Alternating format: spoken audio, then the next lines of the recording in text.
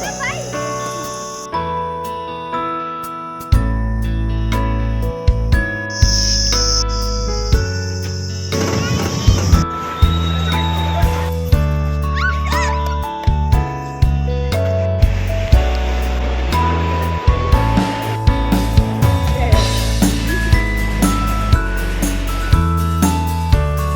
Hello everyone, welcome back to means world. ಇವತ್ತಿನ ವಿಶೇಷತೆ ಏನು ಅಂದರೆ ನಿಮಗೆ ಮುಂದೆ ಹೋಗ್ತಾ ಹೋಗ್ತಾ ಗೊತ್ತಾಗತ್ತೆ ಯಾಕೆ ನಾವೆಲ್ಲ ನಮ್ಮ ಫ್ರೆಂಡ್ ಮನೆಯಲ್ಲಿ ಸೇರಿದ್ದೀವಿ ಅಂತ. ಬಹಳ ವರ್ಷಗಳಾಯಿತು ನಾವೆಲ್ಲ ಮೀಟ್ ಆಗಿಬಿಟ್ಟು. ಎಲ್ಲಿಗೆ ಹೋಗ್ತಾ ಇದ್ದೀರಾ? ಚೆನ್ನಾಗಿ ಕಾಣ್ತಾ ಇದ್ದೇನೆ.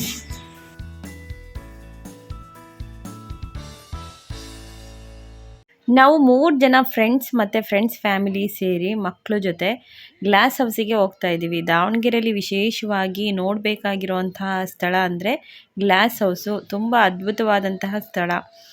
ವಿಭಿನ್ನ ದೇಶಗಳಿಂದ ವಿದೇಶಗಳಿಂದ ಸಸಿಗಳನ್ನು ತಂದುಬಿಟ್ಟು ಇಲ್ಲಿ ಪ್ಲ್ಯಾಂಟೇಷನ್ ಮಾಡಿದ್ದಾರೆ. ತುಂಬ ಅದ್ಭುತವಾಗಿ ಕಾಣುತ್ತೆ. ಹೊರಡ್ತಾ ಇದ್ದೀವಿ. ಇವಳು ನನ್ನ ಫ್ರೆಂಡು ಶ್ರೀದೇವಿ. ಸಡನ್ನಾಗಿ ಬರ್ತಾ ಇದ್ದೀನಿ, ರೆಡಿ ಆಗ್ರಿ, ಎಲ್ಲರೂ ಸೇರಿ ಎಲ್ಲಾದರೂ ಹೋಗೋಣ ಅಂತ ಹೇಳಿದ್ಲು. ಆಯಿತು ಬಾ, ಸುಮಾರು ವರ್ಷಗಳಾದಮೇಲೆ ಮೀಟ್ ಆಗ್ತಾ ಇದ್ದೀವಿ ಅಂತ ನಾನು ಮಂಜು ಅವಳಿಗೆ ಇನ್ವೈಟ್ ಮಾಡಿದ್ವಿ. ಅವಳು ದಾವಣಗೆರೆಗೆ ಬಂದಳು. 3 ಜನ ಫ್ಯಾಮಿಲಿ ಸೇರಿ ನಾವು ಗ್ಲಾಸ್ ಹೌಸಿಗೆ ಹೋಗ್ತಾ ಇದ್ದೀವಿ. ಹೇಗಿರುತ್ತೆ ನಮ್ಮ ಇಡೀ ದಿನ, ನಾವು ಹೋಲ್ ಡೇನ ಹೇಗೆ ಸ್ಪೆಂಡ್ ಮಾಡಿದ್ವಿ ಫ್ರೆಂಡ್ಸ್ ಜೊತೆ, ಹಾಗೆ ಏನೆಲ್ಲ ಮಾಡಿದ್ವಿ ಅನ್ನೋದನ್ನ ಈ ವ್ಲಾಗಲ್ಲಿ ನಾನು ಶೇರ್ ಮಾಡ್ಕೊಂಡಿದ್ದೀನಿ. ಯಾರಿಗೆಲ್ಲ ಇಂಟ್ರೆಸ್ಟ್ ಇದೆ ದಯವಿಟ್ಟು ಕಂಪ್ಲೀಟಾಗಿ ವಿಡಿಯೋನ ವಾಚ್ ಮಾಡಿ. ಇನ್ನೂ ಸಬ್ಸ್ಕ್ರೈಬ್ ಮಾಡ್ದಲೇ ನೋಡ್ತಾ ಇರೋರು ದಯವಿಟ್ಟು ಸಬ್ಸ್ಕ್ರೈಬ್ ಮಾಡಿಕೊಂಡು ನೋಡಿ.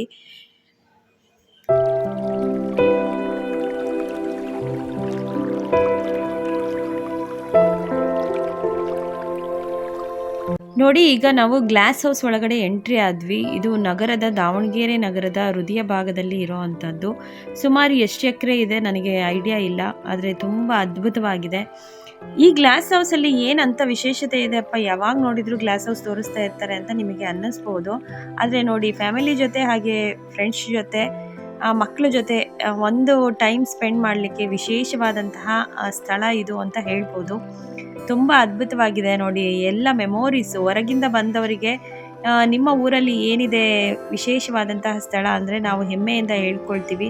ನಮ್ಮ ದಾವಣಗೆರೆಯಲ್ಲಿ ಅದ್ಭುತವಾದಂತಹ ಗ್ಲಾಸ್ ಹೌಸ್ ಇದೆ. ಇಡೀ ಏಷ್ಯಾದಲ್ಲೇ ತುಂಬ ದೊಡ್ಡ ಮಟ್ಟದ ಗ್ಲಾಸ್ ಹೌಸ್ ಅಂತ ನಾನು ಹೆಮ್ಮೆಯಿಂದ ಹೇಳ್ಕೊಳ್ತೀನಿ. ಹಾಗೆ ವಿಭಿನ್ನ ರೀತಿಯ ಪ್ರಭೇದಗಳ ಮರಗಳು, ಸಸಿಗಳು ಇಲ್ಲಿ ನೋಡಬಹುದು.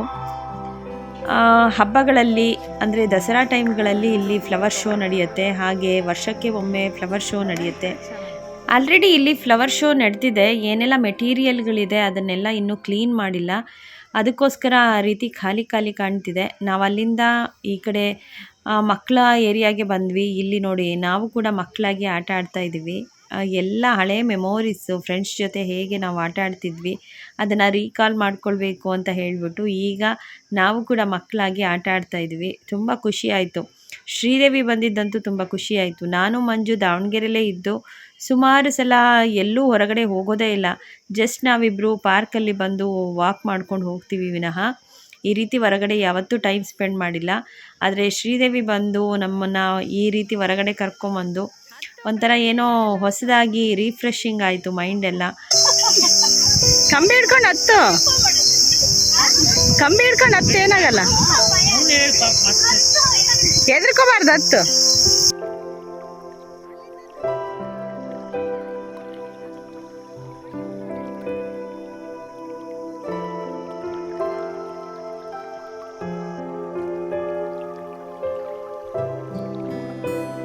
ಶ್ರೀ ಯಾವಾಗಲೂ ಇನ್ಸ್ಟಾದಲ್ಲಿ ರೀಲ್ಸ್ ಹಾಕ್ತಾ ಇರ್ತಾಳೆ. ಅವಳಿಗೆ ರೀಲ್ಸ್ ಎಲ್ಲ ಮಾಡಿ ಎಕ್ಸ್ಪೀರಿಯೆನ್ಸ್ ಇದೆ. ಈ ರೀತಿ ರೀಲ್ಸ್ ಮಾಡೋಣ ಬನ್ನಿ ಅಂತ ನಮಗೆ ಹೇಳಿದ್ಲು.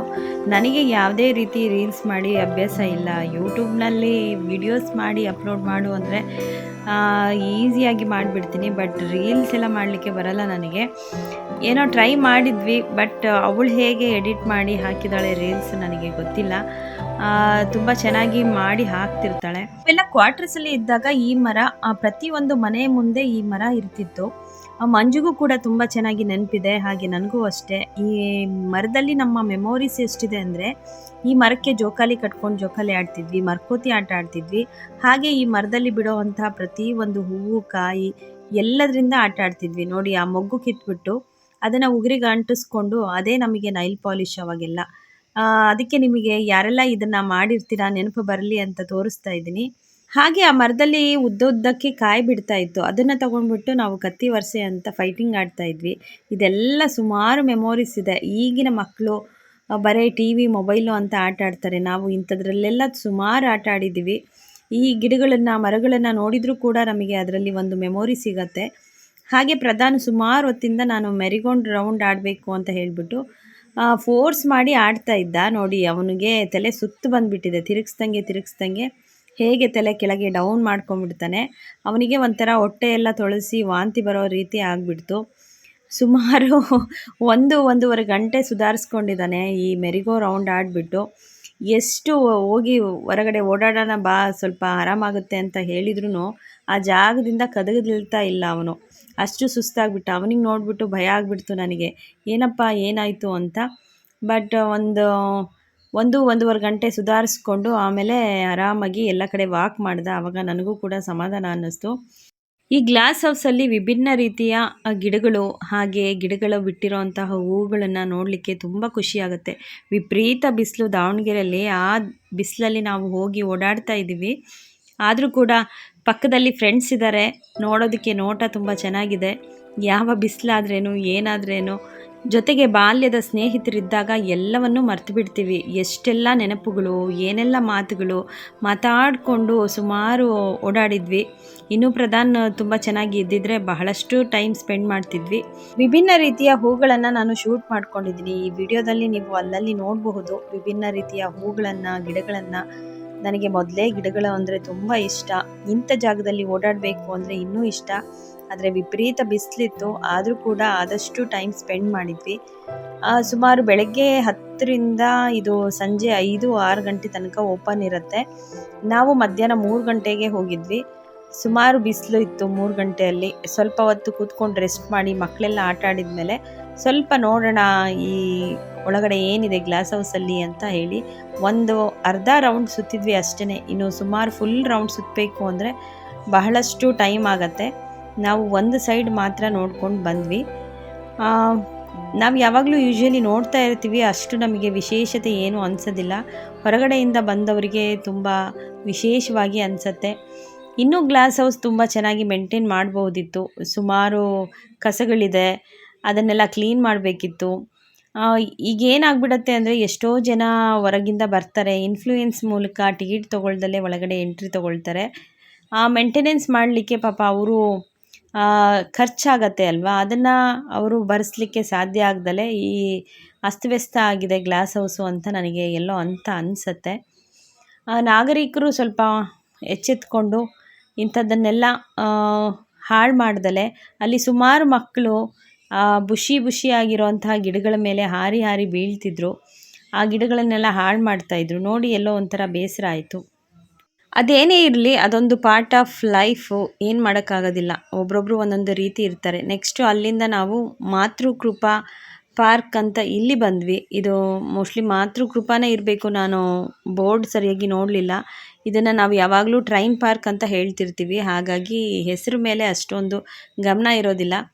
ಇಲ್ಲಿ ಬಂದ್ವಿ, ಮಕ್ಕಳಿಗೆ ಇಲ್ಲೊಂಥರ ವಿಭಿನ್ನವಾಗಿ ಟ್ರೈನ್ ಹೇಗಿರುತ್ತೆ ಎಕ್ಸ್ಪೀರಿಯೆನ್ಸ್ ಮಾಡಿಸೋಣ ಅಂತ. ಯಾಕೆಂದರೆ ಈಗ ಆಲ್ಮೋಸ್ಟ್ ಎಲ್ಲ ಮಕ್ಕಳು ಕಾರು, ಬೈಕು ಇದರಲ್ಲೇ ಟ್ರಾವೆಲ್ ಮಾಡಿರ್ತಾರೆ. ಟ್ರೈನಲ್ಲಿ ಹೋಗೋದು ಸುಮಾರು ಕಮ್ಮಿ, ಯಾರು ಕೂಡ ಟ್ರೈನ್ನಲ್ಲಿ ಟ್ರಾವೆಲ್ ಮಾಡೋದೇ ಇಲ್ಲ. ಈ ಪಾರ್ಕಲ್ಲಿ ಅದೊಂದು ವ್ಯವಸ್ಥೆ ಇದೆ, ತುಂಬ ಚೆನ್ನಾಗಿತ್ತು. ಹಾಗೆ ಕೆಲವೊಂದು ಗೇಮ್ಸ್ಗಳಿತ್ತು, ಅದನ್ನು ಕೂಡ ಮಕ್ಕಳು ಚೆನ್ನಾಗಿ ಎಂಜಾಯ್ ಮಾಡಿದರು. ನಾನು ತೋರಿಸ್ತಾ ಹೋಗ್ತೀನಿ ಮಕ್ಕಳು ಹೇಗೆಲ್ಲ ಆಟ ಆಡಿದರು ಅಂತ.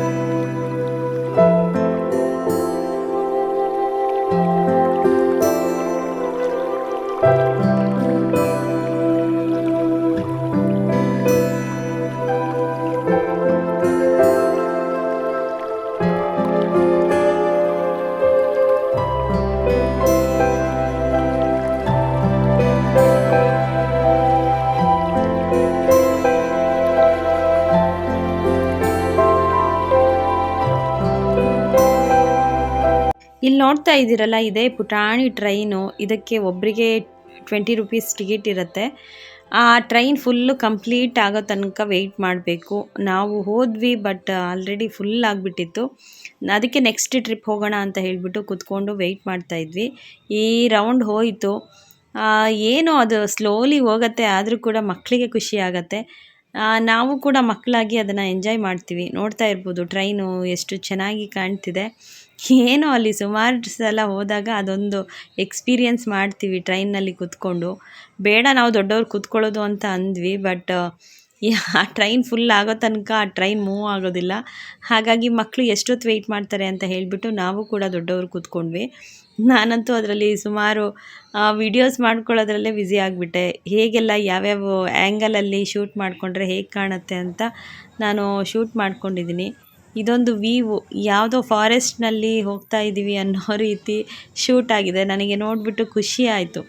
ಇಷ್ಟೊಂದು ಫಾರೆಸ್ಟ್ ರೀತಿ ಅಲ್ಲಿ ಇಲ್ಲ, ಆದರೆ ವಿಡಿಯೋದಲ್ಲಿ ಎಷ್ಟು ಚೆನ್ನಾಗಿ ಬಂದಿದೆ ಅಂದರೆ ಯಾವುದೋ ಅಭಯಾರಣ್ಯದಲ್ಲಿ ಹೋಗ್ತಾ ಇದ್ದೀನಿ ಟ್ರೈನ್ನಲ್ಲಿ ಅನ್ನೋ ಫೀಲ್ ಆಯಿತು. ಖುಷಿ ಆಯಿತು.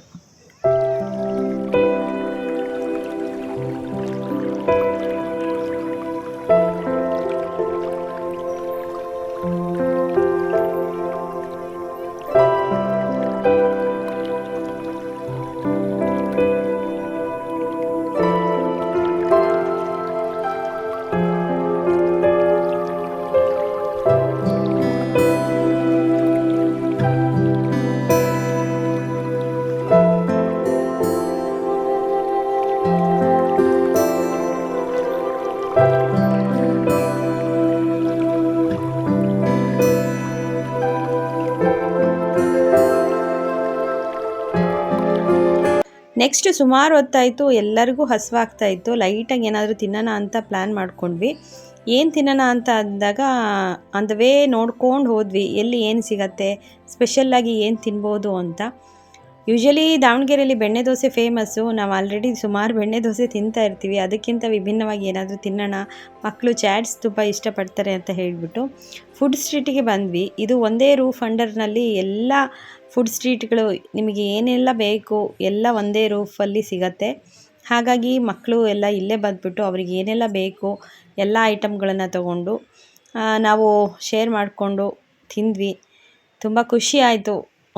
ಶ್ರೀ ಕೂಡ ಬಂದಿದ್ದು, ಹಾಗೆ ಶ್ರೀ ಅವ್ರ ಜೊತೆ ಅವ್ರ ಅಕ್ಕ ಬಂದಿದ್ದರು. ಫುಲ್ ಫ್ಯಾಮಿಲಿ ತುಂಬ ಎಂಜಾಯ್ ಮಾಡಿದ್ವಿ. ಯಾರಿಗೆಲ್ಲ ಈ ವಿಡಿಯೋ ಇಷ್ಟ ಆಯಿತು ಲೈಕ್ ಮಾಡಿ, ಶೇರ್ ಮಾಡಿ, ಕಮೆಂಟ್ ಮಾಡಿ, ಸಬ್ಸ್ಕ್ರೈಬ್ ಮಾಡೋದು ಮರಿಬೇಡಿ.